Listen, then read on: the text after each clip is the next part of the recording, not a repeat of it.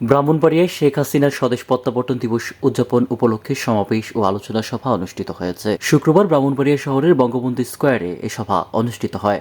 ব্রাহ্মণবাড়িয়া জেলা আওয়ামী লীগের সাবেক উপদপ্তর সম্পাদক মোহাম্মদ মনির হোসেনের সঞ্চালনায় সংগ্রামী সিনিয়র সহসভাপতি মোহাম্মদ হেলালুদ্দিনের সভাপতিত্বে আলোচনা সভায় প্রধান আলোচক হিসেবে উপস্থিত থেকে গুরুত্বপূর্ণ বক্তব্য রাখেন মাহবুবুল বাড়ি চৌধুরী মন্টু, ভারপ্রাপ্ত সাধারণ সম্পাদক।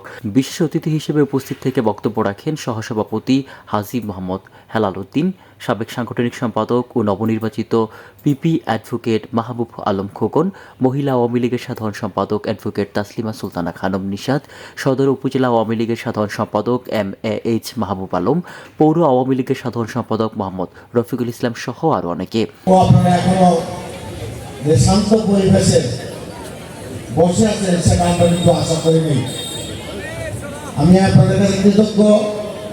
আপনারা আজকে এই মহান নেতার এই প্রত্যাবর্তন দিবসে আপনাদের এই স্বতঃস্ফূর্ত এই অনুষ্ঠানের মধ্যে আপনার এই আগমন উপরে দাঁড়িয়ে বঙ্গবন্ধু শেখ মুজিবুর রহমান তার বিশ্বস্ত 400 বন্ধুকে নিয়ে যখন বাংলাদেশ পুনর্গঠনে আত্মনিয়োগ করেছিলেন, বাংলাদেশকে গড়ে তোলার জন্য চেষ্টা করেছিলেন।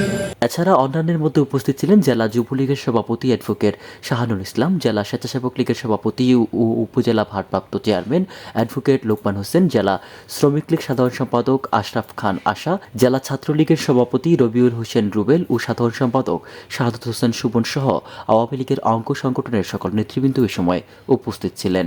ব্রাহ্মণবাড়িয়া থেকে সালমান হোসেনের রিপোর্ট, আমার বার্তা ডিজিটাল।